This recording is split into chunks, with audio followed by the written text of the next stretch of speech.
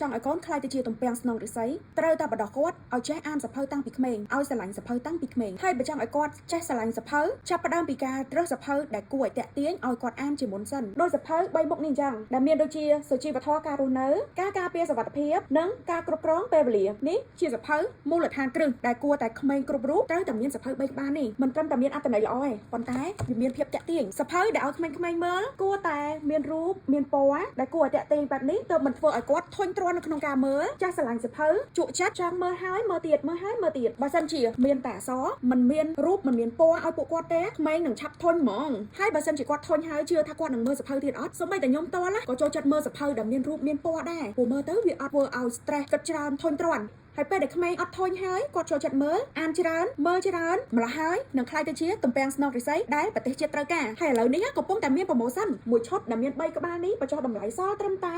59,000 រៀលតែប៉ុណ្ណោះទទួលបានសភៅចំណេះដឹង3ក្បាលនេះសម្រាប់ខ្ញុំអត់ថ្លៃទេបើចង់បានកុំភ្លេចឆាតចូល page ណា